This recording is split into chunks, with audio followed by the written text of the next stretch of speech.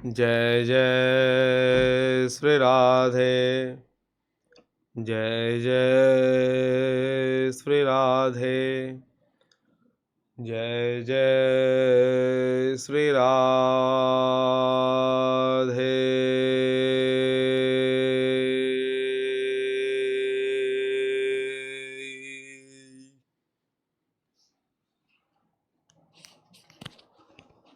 कैसे हो बच्चों? हाँ, ठीक ठाक, बढ़िया, मजा में? का हाल चाल बा? कई दिन बाद।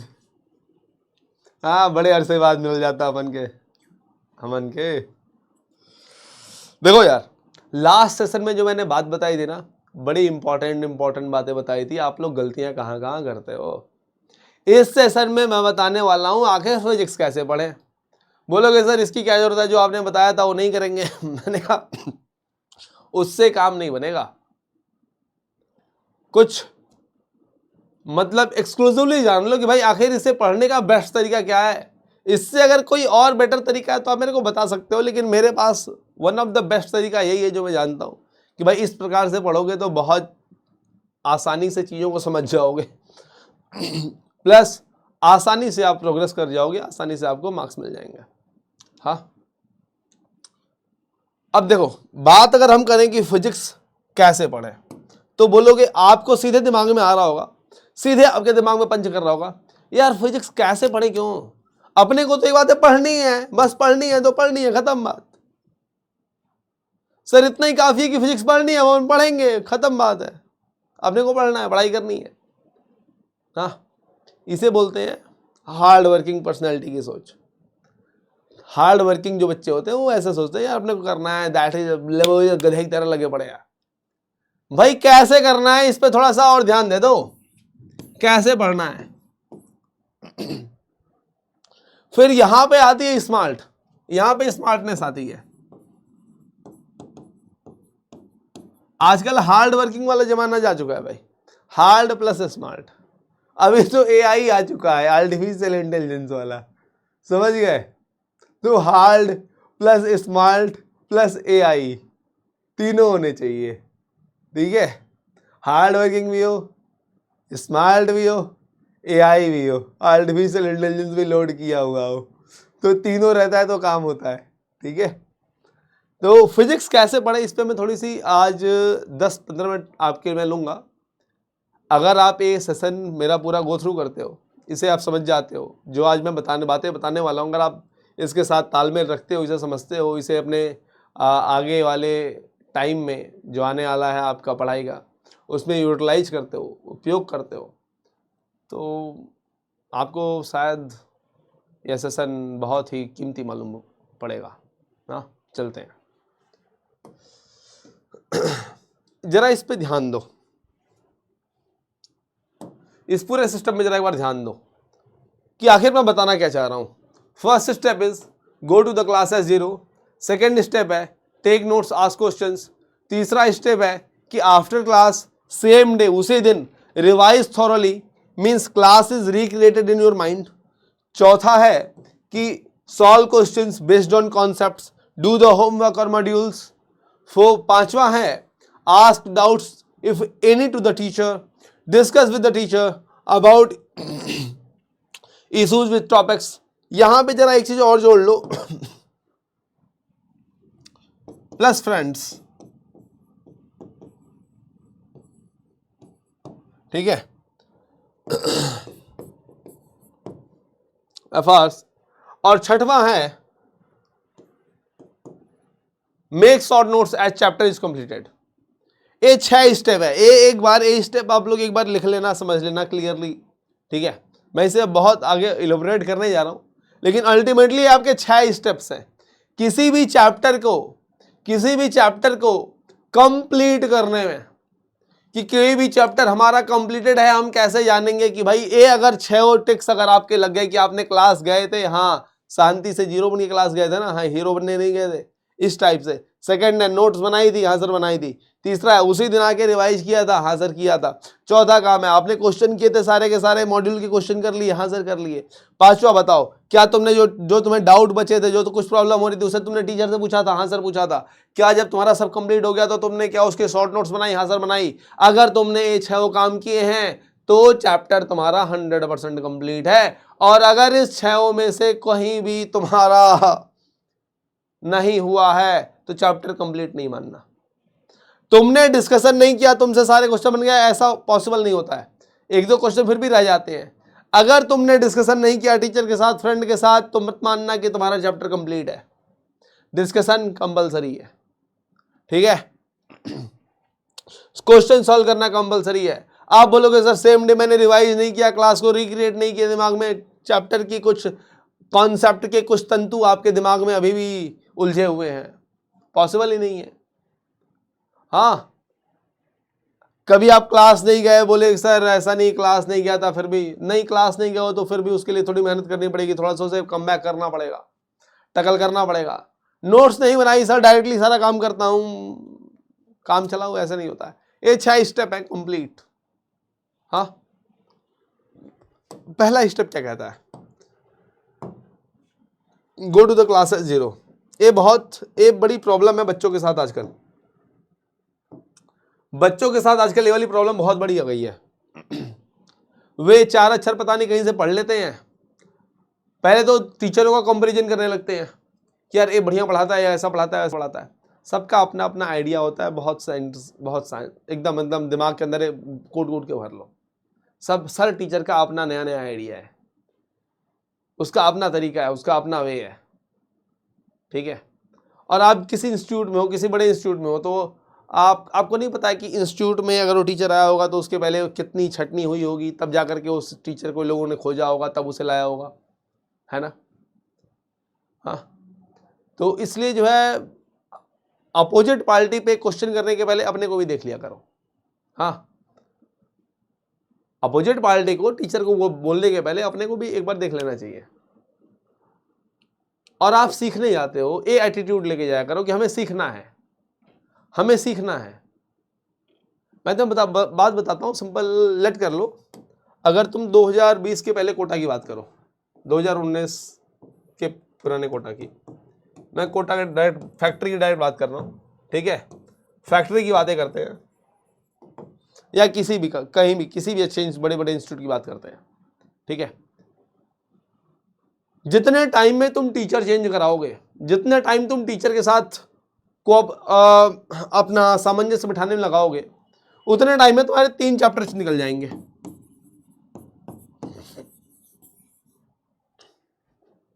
टाइम की वैल्यू होती है यार, टाइम की वैल्यू है। 3 चैप्टर निकल गए, अब करो इन तुमने सही। कोई दूसरा टीचर आके पढ़ा देगा, लेकिन भाई वो खींचेगा ना इनको, तो पढ़ाएगा थोड़ी ना, टाइम कम हो जाता है ना तुरंत। टोटल जो बाबू कॉम्पैक्ट सिलेबस है ना, जेई का या नीट का सिलेबस तो ऑलरेडी बहुत हैवी जाता है। तो मतलब कि ये जो पूरा कॉम्पैक्ट सिलेबस ही मतलब 2 साल में क्लियर करना एडवांस लेवल पे जाकर के, तो बहुत मतलब कि देखो 1 साल में भी हो सकता है, ऐसा नहीं है, किया है लोगों ने, बहुत सिंपल, ऐसी बात नहीं है मैं कि मेरे पास, लेकिन फिर भी 2 साल में करना एक, हाँ ठीक ठाक टाइम है कि हाँ यार 2 साल के अंदर इसे कर लेना है अपने को। और अब तो टाइम 1.5 साल है। इस साल समझ लो, इस साल जुलाई से मान लो, जैसे मान लो जुलाई से लेकर के दिसंबर में ख़त्म करना होता है। जैसे मान लो जुलाई 2024 में शुरू किया तो जुलाई 2024 से लेकर के 2025 दिसंबर कहाँ, दिसंबर जनवरी में एग्जाम है आपका, नवंबर में ख़त्म करना मान लो, नवंबर 2025। ये मैं 2 साल वालों की बात बता रहा हूँ। जो 1 साल वाले हैं उनको भी मालूम है, उनके पास 8 महीने अब टाइम रह गया मैक्सिमम, अप्रैल से शुरू किया तो, नहीं तो मई जून कर दिया तो फिर उसके बाद तो भाई 6 महीने टाइम बचता है। हाँ, तो 6-6.5 महीने में भाई ये पूरा ख़त्म करना होता है। उसमें अगर तुम ऐसे प्रॉब्लम करोगे तो फिर मतलब आप लॉस में जाओगे बहुत ज़्यादा। थोड़ा बहुत टीचरों में बहुत हल्का फुल्का डिफरेंस आता है, बहुत ज़्यादा डिफरेंस नहीं आता है मेरे भाई, ठीक है। सब सारे के सारे टीचर कॉन्सेप्ट बताते हैं, सब एप्लीकेशन बताते हैं, उनका अपना पर्सनल, आज तक टीचरों का जो पर्सनल गेन कराने का रहा है ना भाई बच्चों का, कि बच्चे का जो गेन था, बच्चे के जो परसेंटेज थे, स्कोर थे, वो टीचर के कारण कितने चेंज हुए, तो 10% चेंज होते हैं। टीचर का पर्सनल इंपैक्ट, पर्सनल की यार बहुत शानदार टीचर था, तो उसने 82 नंबर से बढ़ा करके बच्चे को कितना कर दिया, 90 कर दिया। बस इतना रोल है, इतना ही रोल है। कोई बहुत घटिया टीचर मिल गया तो 82 आया था। यही इतना फ्लक्चुएशन जाता है, इससे ज्यादा नहीं जाता है। मैं इन घटिया टीचर मतलब बोलने के हिसाब से, आपके हिसाब से बोल रहा हूँ। लोग बोलते हैं ना यार ये टीचर मतलब बिल्कुल ऐसे ही है, बस ऐसे ही पढ़ाता रहता है। हाँ, उसकी मैं बात कर रहा हूँ, क्योंकि अल्टीमेटली वो भी पढ़ाता ही है। वो भी अपने मतलब कि अगर कुछ बच्चे उसे बहुत पसंद करते होंगे, ये भी होता है। तो अपने माइंडसेट में रखो कि भाई ये टीचर जो आया है वो पढ़ाने के लिए आया है, उसे स्टूडेंट समझ के उसे क्रॉस क्वेश्चन के उसे बेवकूफ़ नहीं बनाना है। लिखा हुआ है क्लियरली, एक बार पढ़ लो ध्यान से कि क्लास में टीचर को स्टूडेंट नहीं समझना है अपने को। क्रॉस क्वेश्चन तब करना है जब डाउट हो, टीचर के अकॉर्डिंग कॉन्सेप्ट को समझने की कोशिश करनी है, अपने अकॉर्डिंग नहीं कि सर हमको अपने अकॉर्डिंग हमारे अकॉर्डिंग समझा दो, हम इस लैंग्वेज में समझते हैं। Every teacher has a different and unique view on the concept. सबका देखने का, सोचने का, समझने का तरीका, नज़रिया अलग अलग होता है। किसी का नज़रिया आपको पसंद आएगा, किसी का नज़रिया नहीं पसंद आएगा।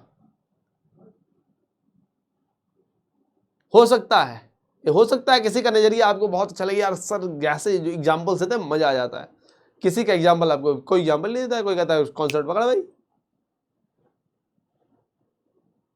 तुम्हें लगा यार ये तो बोर कर रहा है। हाँ, बातें अलग अलग हो सकती है, लेकिन ऐसा नहीं है। तुम्हारे अंदर जो कमी है उसे दूर करने में कोशिश करो। कॉन्सेप्ट वो भी बताएगा, एप्लीकेशन वो भी बताएगा। कॉन्सेप्ट वो भी कॉन्सेप्ट टीचर, हर टीचर बताएगा, एप्लीकेशन हर टीचर बताएगा, क्वेश्चन हर टीचर कराएगा। ये तीनों चीज सब में कॉमन है, यही तीनों आपके काम की है। बाकी चीजें केवल आपका मन लगाती हैं, काम नहीं करती हैं। बाकी केवल आपका मन फुसलाने का काम है। हो सकता है जो टीचर एग्जाम्पल में ज्यादा खेलता हो, क्वेश्चन कम कराता हो।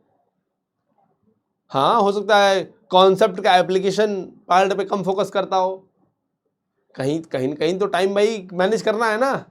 हो सकता है जो टीचर एग्जाम्पल में ज्यादा मन लगाने में ना रहता हो, क्वेश्चन ज्यादा कराता हो।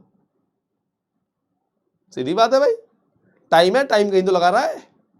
क्लास छोड़ के तो जा नहीं रहा आपकी 1.5 घंटे की, 1.5 घंटे की क्लास आपकी पूरी ले रहा है, तो हो सकता है कुछ एक्स्ट्रा करा रहा होगा।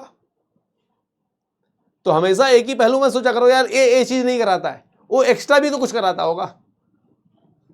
क्वेश्चन का एप्लीकेशन बहुत टाइम देके समझाता हो सकता है ना।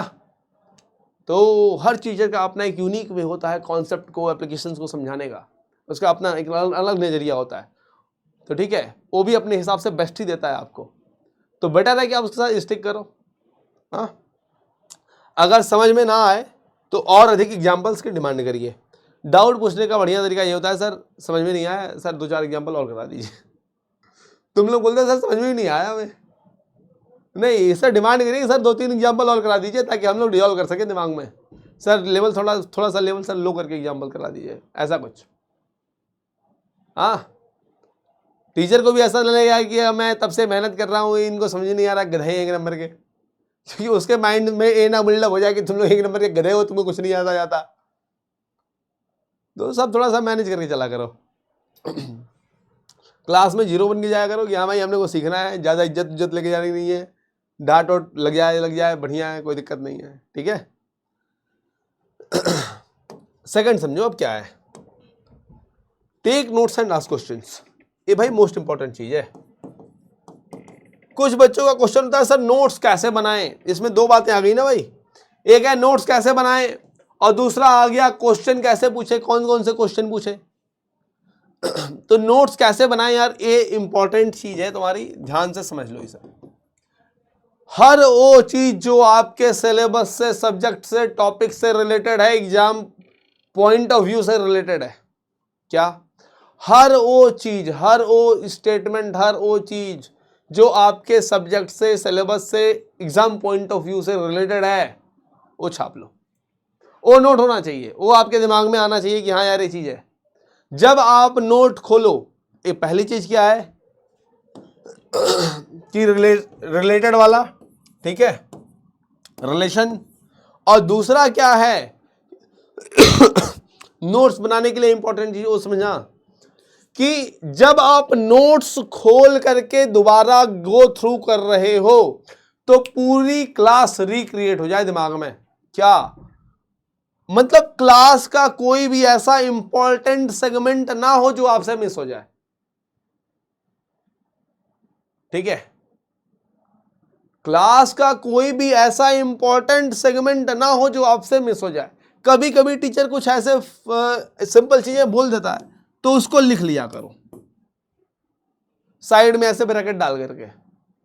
हाँ, एक्स्ट्रा में ऐसे ई अपना अपना कोड बना लो कि EX, कुछ भी अपना कोड बना लो। मैं अपना कोड लिखता था, जानते हो क्या लिखता था? चलो आज लिख कर देता हूं मैं तुम लोगों को। मेरी कॉपी का जो भी, कई लोगों ने मेरी कॉपी मांगी, मैंने कहा ले जाओ, नोट्स ले जाओ। सर बोलते हैं लिखते क्या हो आप? मैं ऐसे लिखता, जैसे मान लो मेरे को कुछ इंपॉर्टेंट चीज मिल गई, ठीक है, हाँ, मान लो मैंने बड़ा सिंपल बोला कि यार जब सर्किट ओपन रहेगा तो करंट नहीं फ्लो करेगा, कभी भी सर्किट ओपन रहने पे करंट फ्लो नहीं करता है, तो मैंने उसे ऐसे लिख लिया। हाँ, जब सर्किट ओपन रहेगा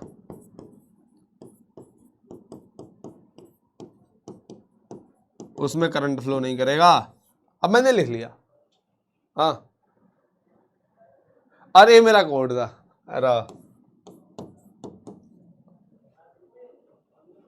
ये मेरा कोड हुआ करता था। जहां मैं ऐसे लाइन लिख दूं वो मेरे को समझ आ जाए कि हाँ भाई ये कुछ इंपॉर्टेंट, एक कुछ बात हुई थी, सर ने बताई थी, ये अपन ने नोट कर लिया है। हाँ, तो ऐसे तुम लोग अपना बना लो, EX बना लो, कुछ भी बना लो, ABCD कुछ भी ऐसे लिख लो, अपना कोड बना लो। ये बातें भी नोट कर लेनी है अपने को, ठीक है। हाँ, एक्स्ट्रा में, ठीक है।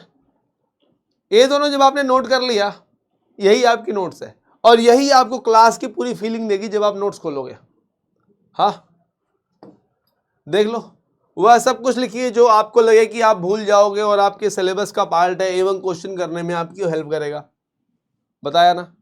और कभी कभी टीचर्स एक अलग ही व्यू की बात करते हैं जो टॉपिक की अंडरस्टैंडिंग के लिए जरूरी है, उसको शॉर्ट में ऐसे नोट करो कि आपको नोट्स देखते ही वह सब कुछ याद आ जाए।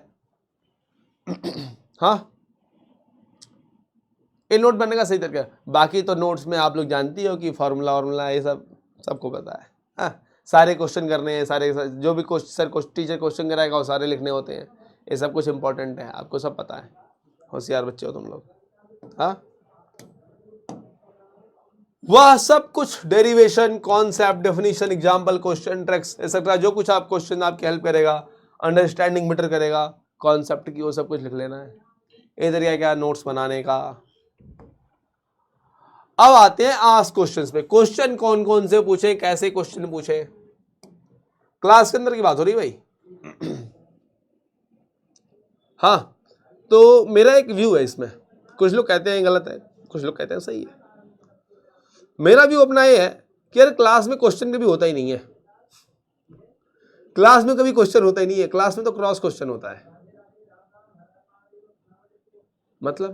मतलब ऐसा होता है कि टीचर ने कुछ आपको बताया, टीचर ने कुछ आपको एक्सप्लेन किया, हाँ सर एक्सप्लेन किया, बताया, अब आप उस पे क्वेश्चन करते हो, क्रॉस क्वेश्चन करते हो एक्सप्लेनेशन पे। हाँ, वही बात मैं कह रहा हूं कि भाई तुम क्लास में क्वेश्चन नहीं होता, क्लास में क्रॉस क्वेश्चन होता है। तुम्हारा पहला क्वेश्चन ही क्रॉस क्वेश्चन है, क्योंकि मैंने कुछ एक्सप्लेन किया तब तुमने क्वेश्चन किया। हाँ, जैसे टीचर ने कुछ समझाया वो आपको नहीं आया तो आप क्रॉस क्वेश्चन करोगे, या उससे रिलेटेड कुछ क्वेश्चन करोगे, सर ये ऐसा है, ऐसा है, ऐसा है, इसमें ऐसी प्रॉब्लम हो गई है ना। तो क्रॉस क्वेश्चन ही वहां पे होता है। और क्रॉस क्वेश्चन करने की टेक्निक ये है, क्रॉस क्वेश्चन करने की टेक्निक ये है कि हमेशा रिलेटेड बातें की जाए।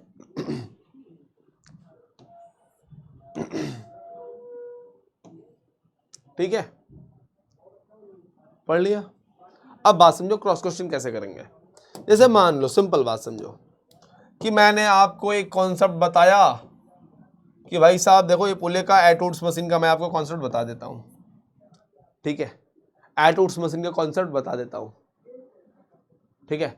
अब मान लो मैंने तुम्हें कॉन्सेप्ट बताया कि बेटा ऐसा होगा, यह ए से नीचे आएगा, यह ए से ही ऊपर जाएगा, इसका टेंशन टी होगा, इसका M1 है, इसका M2 है, और मैंने फॉर्मूला लिख दिया है, जो भी था आपने लिख दिया, T equal to M2 minus M2 लिख दिया सब कुछ। अब आपको समझ में आया नहीं आया तो आपने कहा कि यार पूछते हैं, और उठे और उससे बोल दिया सर हमको समझ में नहीं आया, अपना मजाक उड़ेगा, सामने सबका मजाक उड़ेगा। हाँ, तुम्हारा मजाक उड़ेगा कि नहीं उड़ेगा? समझ में नहीं आया तो अपना मजाक भी बचाओ और सब कुछ बचाओ। बोलो सर ऐसा है ना, क्वेश्चन करने का तो क्रॉस क्वेश्चन देखो कैसे करोगे। बोलोगे सर ऐसा है ना, इसी को सर एक एग्जाम्पल के द्वारा एक्सप्लेन कर दीजिए। तुम मांग उससे यही रहे सर उसे दोबारा एक्सप्लेन करिए, मेरे को आया नहीं है, लेकिन बोलो सर इसे सर एक एग्जाम्पल में एक्सप्लेन कर दीजिए। इसके दो फायदे हैं, एक तो मुझे ऐसा नहीं लगेगा कि यार ये मेरे को परेशान कर रहा है, दूसरा बच्चों को भी नहीं लगेगा कि यार ये बेवकूफ ऐसे नहीं आया। तीसरा जो इसका फायदा है वो समझो। तीसरा इसका फायदा ये है, ये बोलने का कि सर एग्जाम्पल से एक्सप्लेन करिए। टीचर ये सोचेगा कि यार ये जो बंदा है ना ये टॉपिक को और डीपली समझना चाहता है, तो हो सकता है कि वह इसी चीज को एक बार और अच्छे तरीके से M1 M2 की एक एक वैल्यू लेकर के समझा देगा और आपका काम बन जाएगा। अब तक M1 M2 में किया था, अगली बार जो एग्जाम्पल लेगा वो सारी बातें वही करेगा, और यहाँ पे एग्जाम्पल ले लेगा 2 का, यहाँ पे ले लेगा 5 kg का। अब यहाँ पे तुम्हारे टी की वैल्यू निकाल के दे देगा, एक्सेलरेशन की वैल्यू निकाल के दे देगा, और इससे तुम्हारा का भी काम हो गया, हमारा भी काम हो गया, एक एग्जाम्पल करा लिया, और बाकी लोगों का भी काम हो गया, और किसी को तुम पे डाउट भी नहीं हुआ, और तुम्हारा अच्छा काम भी हो गया। और ऐसे तुम आगे भी क्वेश्चन करने के लिए मोटिवेटेड रहोगे। हाँ, नहीं तो मुझसे डायरेक्टली बोलोगे समझ में नहीं आया, बोलूंगा क्लास रिपीट कर लो। आजकल तो ऑनलाइन के जमाना है, क्या करोगे? तो इसलिए बेटर है कि हमेशा स्टिक करो इधर से कि सर ऐसा है कि एग्जाम्पल के द्वारा। दूसरी चीज, कभी भी बीच में नहीं पूछना है, जब एंड कर लें, जब एंड कर लिया तब पूछना है। जैसे मैंने अपना पूरा पढ़ा दिया, बता दिया, समझा दिया, फिर पूछना है, वो बीच में तुरंत नहीं पूछना, ठीक है। और तीसरी मोस्ट इंपॉर्टेंट बात कि जो डाउट हो आपके उन्हें नोट्स में लिख लीजिए करिए। डाउट्स को आप नोट्स में लिख लिया करिए, जब टॉपिक कंप्लीट हो जाए तो टीचर से कभी बाहर पूछ लिया करिए। एक ये भी तरीका है। देखो क्लास के अंदर डाउट्स पूछना बहुत अच्छी बात है, लेकिन जब कभी कोई डाउट पर्सनल तौर पे एग्जिस्ट करे कि यार मेरा अपना खुद का पर्सनल डाउट है, तो उसके लिए ऐसा है कि उसके लिए पूरी क्लास को डिस्टर्ब ना करने से बेटर है लिख लिया, टीचर से पर्सनली पूछ लिया। ऑनलाइन वाले में ऐसा नहीं पता, ऑनलाइन वाले में आपको लिखना ही पड़ेगा। हाँ, ऑफलाइन वाले में ऐसा होता है कि आप बाहर निकले टीचर से पूछ लिया, सर ऐसा ऐसा हुआ था। लेकिन बेटर यही करना चाहिए कि अपने पर्सनल ना जाना पड़े, सीधे क्लास के अंदर ही सारा मैटर क्लियर हो जाए। डाउट जल्दी क्रिएट ही ना हो, ऐसा अटेंटिव होके बैठा करो, एग्जाम्पल मांग करके डाउट सॉल्व कर लो। इसके अलावा अगली स्टेप की नौबत ना आए, ठीक है, यहीं तक सब खत्म हो जाए। हाँ,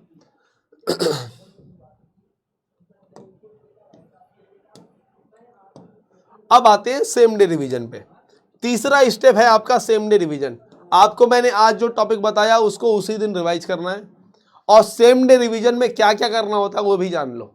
सेम डे रिवीजन में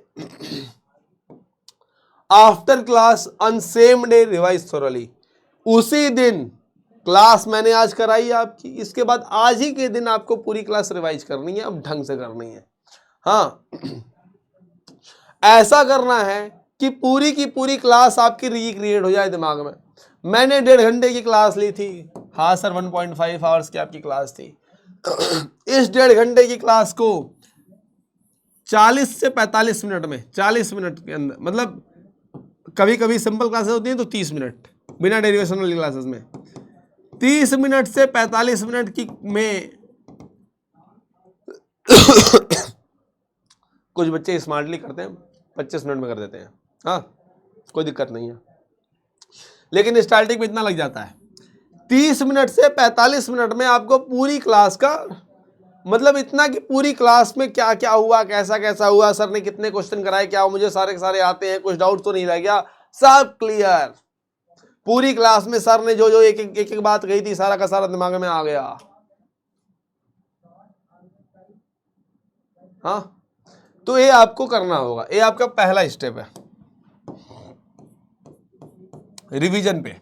सेकंड स्टेप क्या होगा, जो मैंने बताया था, जो आपने रिवाइज किया, उसी के बेस्ड, उसी पे बेस्ड आपको अब क्वेश्चंस करने होंगे। हाँ, जो मैंने आपको बताया था क्लास में, जो कुछ होमवर्क दिया होगा, वो होमवर्क आपको आज का आज उसी का उसी दिन अभी करना है, और ये आपके रिवीजन का पार्ट है। सेम डे रिवीजन का क्या पार्ट है, वही होमवर्क वाला पार्ट है। मॉड्यूल से उठाओ, डीपीपी से उठाओ, अपने को नहीं पता, बस को आपको क्वेश्चन प्रैक्टिस करनी है जो मैंने बताया है। अगर नहीं करेगा तो तेरा टॉपिक मजबूत नहीं होगा। तुम सोचे रहना कि मुझे कॉन्सेप्ट आ गया, एप्लीकेशन आ गया, नहीं आया बच्चा, आपने प्रैक्टिस नहीं किया उसकी। हाँ सीधी बात, घर जाकर जब तुम नोट्स रिवाइज कर रहे हो, तब क्लास पूरी की पूरी आपके दिमाग में मूवी की तरह चल रही है। ये मैं क्लास रिक्रिएट का मतलब बता रहा हूं यहां पे इस लाइन में। जो मैं बोल रहा हूं ना, क्लास रिक्रिएट होनी चाहिए। जैसे तुम मूवी देख के आते हो तो मूवी दिमाग में चलती है ना, ठीक ऐसे ही पूरी क्लास चलनी चाहिए, और उसके बाद तुम क्वेश्चन करोगे। हाँ क्या लिखा है, जैसे मूवी देख के आते हो तो बताते हो ऐसा हुआ, फिर ऐसा हुआ, फिर ऐसा हुआ, फिर ऐसा हुआ, ऐसे ही क्लास में भी होना चाहिए पूरा का पूरा कि यार फिर ऐसे किया था, ऐसे किया था, ऐसे किया था, ऐसे किया था, यहाँ से एलिमेंट लिया था, फिर यहाँ से ऐसे इंटीग्रेट हुआ था, ईच एंड एवरीथिंग दिमाग के अंदर ऐसे चलना चाहिए। और ये सेम डे रिवीजन में होना चाहिए। सेम डे रिवीजन में हो गया, फिर चिंता मत करो, फिर टॉपिक तुम्हारी पकड़ में आ गया। सेम डे रिवीजन में क्लास रिक्रिएट कर ली ना तुमने, अब तुम टॉपिक पे कमांड करोगे। अब टॉपिक तुम्हें कहीं जा नहीं सकता तुम्हारे से दूर, ठीक है। Solve questions based on concept अपना फोर्थ है। सेम डे रिवीजन के बाद उसी के साथ देखो, पहला पार्ट था कि क्लास गए, सेकंड था कि नोट्स ली, आज क्वेश्चन किया, तीसरा पार्ट था कि अपन घर आके रिवाइज किया। अब घर आकर के उसी दिन का काम क्या है, क्वेश्चन सॉल्व करो। हाँ, आपको जो सिखाया गया उसे आपने रिवाइज किया, अब बारी है उसकी एक्सरसाइज करने की। तलवार खरीद ली है तो धार लगा के भी देख लो, मतलब धार है कि नहीं है ये भी देख लो, गला वाला काट दो तो 4 लोगों का। जो टीचर ने होमवर्क दिया हो, और ना अगर होमवर्क दिया हो तो आपके मॉड्यूल से कहीं से न्यूमेरिकल प्रॉब्लम आपको जो भी मिले, बस उठाओ करो, करना है आपको। एक काम आपको करना पड़ेगा, हाँ उसी दिन करना पड़ेगा, उसी दिन 4-5 क्वेश्चन निपटाने पड़ेंगे। 40-50 कर सकते हो, मतलब देखो यार, डेली आईआईटी वालों तो इतना मान लो यार, डेली के 30 क्वेश्चन ले लो, फिजिक्स 30 क्वेश्चन, 30 क्वेश्चन मैथमेटिक्स, बस अपने को 30 क्वेश्चन करना है डेली। मेंस लेवल के 30 और 30 अपने एडवांस लेवल वाले में 20 क्वेश्चन किया करो। 15 कर लो, ज़्यादा कह दिया, मतलब मैं तो यार बताऊँ 10-12 ऐसे करते थे हम लोग। टारगेट 15 रखा करो, टारगेट रखा करो 15 का, कि 15 में करना है। नहीं हो पाएगा कोई बात नहीं, टाइम है, क्योंकि एक्चुअली अगले दिन क्लास भी तो करनी होती है। हाँ, तो इसलिए जो है टारगेट रखा करो कि इतना करना है। केमिस्ट्री में थोड़े ज़्यादा हो जाते हैं, बाकी फिजिक्स मैथमेटिक्स में एडवांस में नहीं घुसते हैं, लेकिन भाई मेंस में तो यार 30 क्वेश्चन से कम नहीं। मेंस में 25-30 का लेके चला करो कि अपने को 25 क्वेश्चन 30 क्वेश्चन डेली करने हैं। 25 क्वेश्चन फिजिक्स, 25 क्वेश्चन मैथमेटिक्स करना ही करना है डेली, ऐसे। हाँ, अब आता है कि क्वेश्चन बनेगा ही बनेगा, गारंटी तो है नहीं, क्वेश्चन नहीं भी बनेगा। तो क्वेश्चन नहीं बनेगा तो आप घबराओगे, निराश होगे। टीचर है ना, किस लिए है, उसको इसी बात का पैसा मिलता है, उसके साथ डिस्कस करना, फ्रेंड्स के साथ डिस्कस करना, फ्रेंड्स के साथ डिस्कस करो, फिर टीचर के साथ डिस्कस कर लो। हो गया काम तमाम टॉपिक का, हो गया तुम्हारा टॉपिक का काम तमाम। फिजिक्स अब प्रॉब्लम नहीं करेगी, अब आपको फिजिक्स समझ में आएगी धीरे धीरे। अगर आपने ए रूटीन अगर आपने 1 महीना फॉलो कर लिया ना मेरे भाई, बस 1 महीना 1 मंथ, तो फिर आपको फिजिक्स में डर नहीं लगेगा बिल्कुल, फिर आपको डर नहीं लगेगा, फिर आपको मजा आएगा, फिर आपको फीलिंग आएगी हाँ यार मैं भी कर सकता हूं, मैं भी बहुत तगड़ा कर लूंगा इसमें, मेरे भी अच्छे मार्क्स आ सकते हैं यहाँ पे। हाँ लेकिन ये आपको करना पड़ेगा, ये जो 4 स्टेप मैंने बताया ना ये आपको करने पड़ेंगे। क्वेश्चन कहां से निकलेगा, तो मॉड्यूल से क्वेश्चन लगाओ, पीवाईक्यू सॉल्व करो। क्वेश्चन सॉल्व होने से ज्यादा इंपॉर्टेंट है क्वेश्चन गलत सॉल्व होना। अब बोलोगे सर ये अपने को समझ में आ नहीं रहा है, मैं कहूंगा ये समझ में नहीं आएगा तो इसे मैं आपको समझा भी नहीं पाऊंगा। बस इतना हिंट जान लो कि क्वेश्चन जब सॉल्व हो जाता है तुमसे तो तुम कम सीखते हो, लेकिन जब क्वेश्चन जब गलत होता है, सॉल्व नहीं होता है, तो यहां पे तुम्हारी लर्निंग ज्यादा होती है। लर्निंग ज्यादा है, लर्निंग कम है, लर्निंग ज्यादा है यहां पे। जब क्वेश्चन सॉल्व हुआ लर्निंग कम, क्वेश्चन गलत सॉल्व हुआ नहीं हुआ लर्निंग ज्यादा है। ठीक है, हाँ वहां ज्यादा सीखते हो। जब आपको फिजिक्स आ जाएगी तब आपको यह भी समझ में आएगा, मतलब फिजिक्स आएगी थोड़ी बहुत समझ आ जाएगी उसकी, तो आपको इस लाइन की वैल्यू समझ में आएगी कि क्वेश्चन सॉल्व होने से ज्यादा इंपॉर्टेंट है क्वेश्चन गलत सॉल्व होना। क्वेश्चन सॉल्व हो उससे ज्यादा इंपॉर्टेंट है कि क्वेश्चन गलत सॉल्व हो। उस दिन तुम्हें इस लाइन की वैल्यू समझ में आएगी। अब आस्क डाउट और डिस्कस, तो आस्क डाउट वाले बाबू पार्ट में फिर से आपको बता दे रहा हूं, मैं ऑलरेडी बता चुका हूं कि यार क्लास में कैसे पूछना है, यहां पे जान लो। टीचर से सारे डाउट क्लियर करना है, लेकिन उन डाउट्स पर अपने खुद काम कर लो पहले। जो डाउट आप पूछने जा घर पे आपको 2 क्वेश्चन नहीं आए, ये आपके डाउट है, तो लेकिन उन क्वेश्चनों पे पहले तुम ऐसे ना कि देख करके सर मेरे से नहीं होगा लेके चले गए ना, उस पर पहले खुद काम कर लो। इतना कर लो कि तुम्हें, जैसे एक बार मेरे पास एक बच्चा आया, बोला सर मेरे पास सर आ नहीं रहा सर, 3 क्वेश्चन है वाले। मैंने कहा बता क्वेश्चन में था, तो मॉड्यूल दिखा, मैंने कहा मॉड्यूल साइड रख, मॉड्यूल हटा, ले क्वेश्चन बता। पेन पकड़ कॉपी पकड़ क्वेश्चन लिख पूरा, क्वेश्चन क्या कह रहा है तो बता, गलत बता। मैं क्वेश्चन मैं ये नहीं कहता हूं कि तू जो डायग्राम बनाएगा जो भी करेगा वो सब कुछ सही सही होगा, एग्जैक्ट होगा।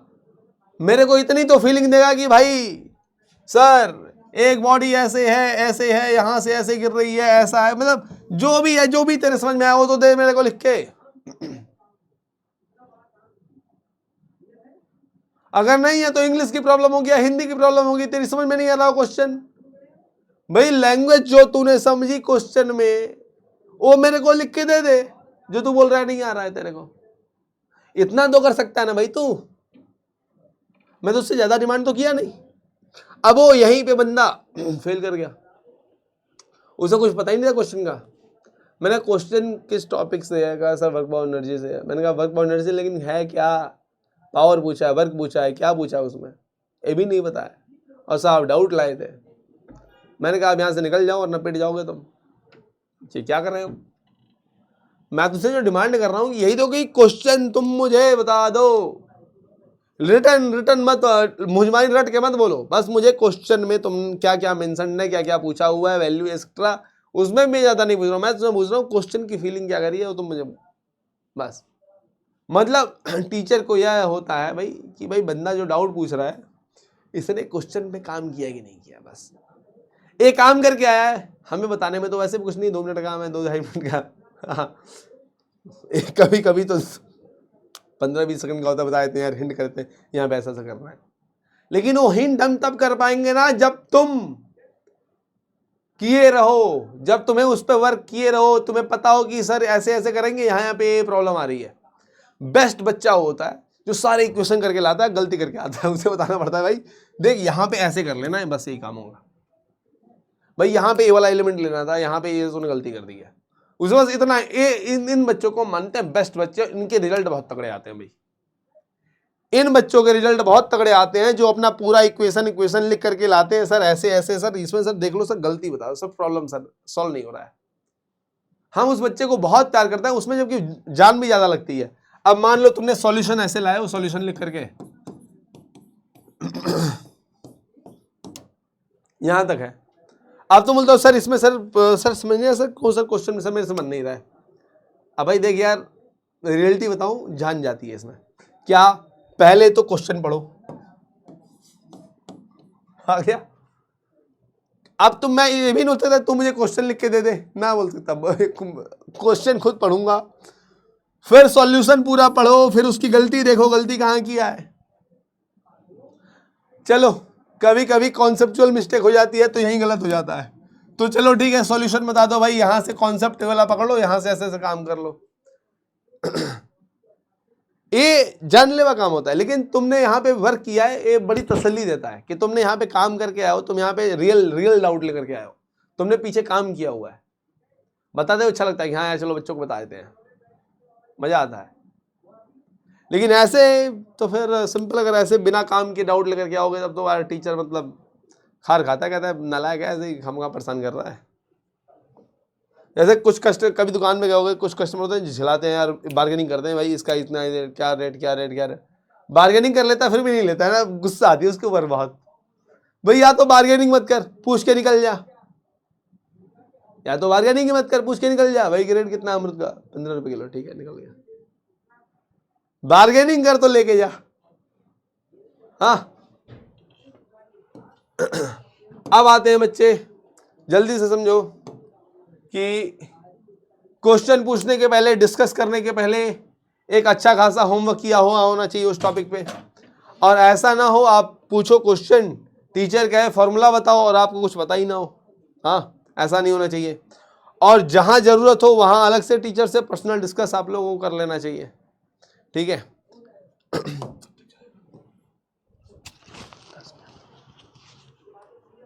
अब आते हैं बच्चे शॉर्ट नोट्स पे।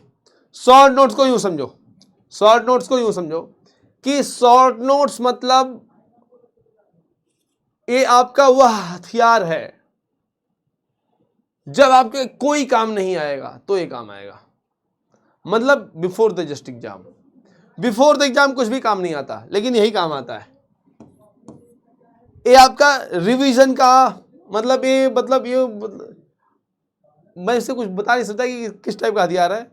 ये आपका रिवीजन का मतलब कि कोर है भाई साहब। ये अगर जिसने बना लिया ना, ये जिसने बना लिया फिर वो टॉपिक पे कमांड रखता है।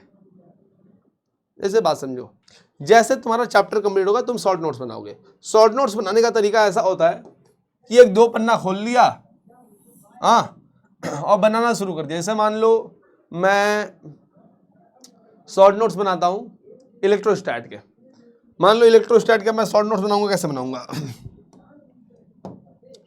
सबसे पहले F इज इक्वल टू के Q1 Q2 by R square.